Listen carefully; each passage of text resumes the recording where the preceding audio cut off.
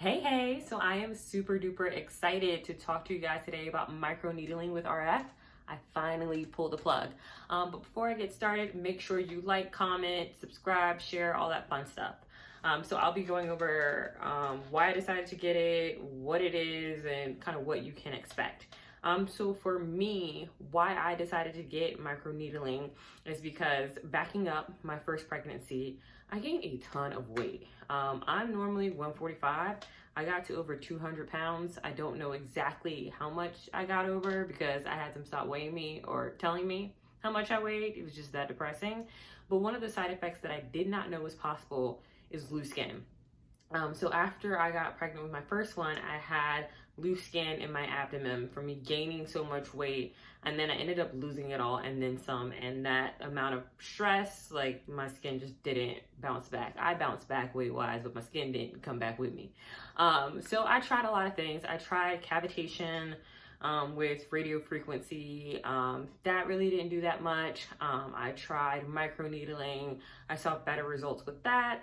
But yeah, and then I got pregnant with my second one. I would microneedle or do the derma roller on myself, but I never got it done professionally. So it's been about 5-6 years almost. So it's just been something that I've just been living with, but honestly, it's something that's just nagging me, annoying me. I don't like it. So I'm actually going to insert a video of me showing you guys what my belly looks like here so you guys can see what I'm talking about. As you can see, my skin around my belly button is just kind of wrinkly around this area, and especially down here. And if I pinch it, you can see there's no bounce back. So yeah. So as you guys can see in the video, it looks like it's like old lady skin. That's what I call it. But there's a loss of elasticity, clearly. So I looked into other procedures. I looked into microneedling, even stuff for like stomach back, like lipo. But it all like comes back to my skin elasticity. There's certain things that I'm not going to be a candidate for just because of the loss of elasticity, like lipo. If I were to get that, for instance, that would take out the fat, but that would cause my skin on my stomach to look a lot worse and crazier than it does now.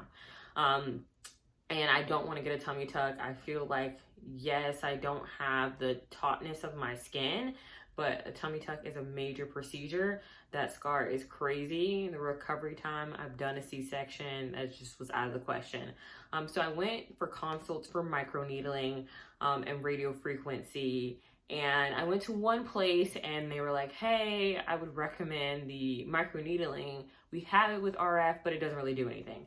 I went to another place and the lady actually said the opposite. So the reason why I decided to end up going with that route, because it is more expensive, and I'll get into the cost later, but the reason why I did is because the machine that they use for RF is different than what the other lady had. So what I got done is called Vivace. And so with that machine, I actually looked it up on Real Self, which is like a plastic surgery, anything you want cosmetic done to yourself. And they give you reviews and everything like that. And that machine and people who have gotten that procedure actually got really high ratings versus other things like cool sculpting or other things that I've kind of looked into. The approval rate, I think, is like 87%. So it's pretty high. Most people say it was worth getting it done. So I decided to get it done. So costs. So the procedure costs $750 for one. If you want a treatment of 3, I want to say they had a price that was like 17 something. So it's discounted. The last treatment is like a couple $100 off. So it's supposed to do skin tightening. Excuse me. It's also supposed to do deal with stretch marks and help reduce those. And I actually saw a lady that they had done. It was a black lady, which is important. I'll get to that later. But similar thing. She had the wrinkly tummy. They did 2 procedures on that, and like her stomach looks completely normal. You wouldn't be able to tell. So I was like, oh my God, like I need this in my life. I hope it works. I just had this done yesterday. So what they do first is they put numbing cream all over my belly, and they let that sit for maybe like 30 to 45 minutes. And they let you get numb. And then they came back And I actually got my procedure done with PRP. And so that's plasma rich platelets, something like that. So they took blood from me, they spun it out, and they took my plasma, and that's to be used as a serum while they're doing that, because using your body's own plasma, it's natural, it helps me heal. So I'll show you guys what the machine looks like and what I'm just chilling with numb and cream.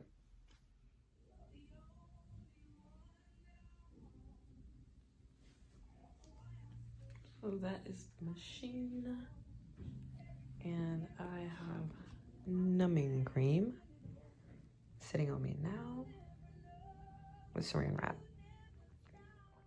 So the machine, at the probe, it has needles. And so these needles are going to be mechanically inserted into your skin. I want to say there's about 32 when I asked her. And when they are stuck through your skin, they also let out that radio frequency, and radio frequency is hot. And so that's what it's doing. It's the needles are going to your skin, the radio frequency is coming out. And so it's supposed to be better than other treatments that just use radio frequency at your skin level, at the dermis, because it's going in, it's penetrating. And so the reason why earlier I was like, oh, the girl's black, like, okay. A lot of times, if you do have darker skin, there will be treatments that aren't made for you. So you have to make sure that, like laser treatments, whatever, that these are appropriate for your skin type. So the probe that she used for me is insulated until the tips. And that's because we have melanocytes, I think I'm saying that right. So you want to be careful not to heat that, because that will cause hyperpigmentation and skin tones that are darker. So I'm going to show you guys what the procedure looked like and while I'm getting it. Okay.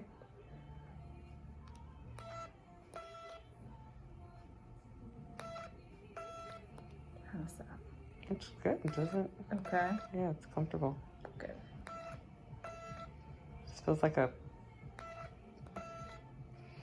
the tiniest prick. Like, okay. Yeah. Good. Okay, so the level of pain was like nothing. I was really, really nervous at first, but when you first get it done, as she's stamping away, it just feels like someone's like, boop, like kind of like pricking you. The machine does go up in intensity though, and that's when it gets painful. So when I was talking to her, I was like, hey, how does this work? So she explained to me that the machine has different levels. 8 is as high as it goes. They start off at 5. They do 2 passes at 5, and then they do 2 passes at 6, 7, and 8. So the entire time she's asking me for my comfort level. I'm letting her know and giving her feedback. There were a couple times that it was painful, but for me, my thing more so than anything was making sure that I didn't get burnt. So of course, if it's used properly, you're not going to have any of these issues, but that always is, that's a risk. So you want to make sure that if you get this done, that you are vocal if you feel like something may be a little bit too hot or too much for you to handle.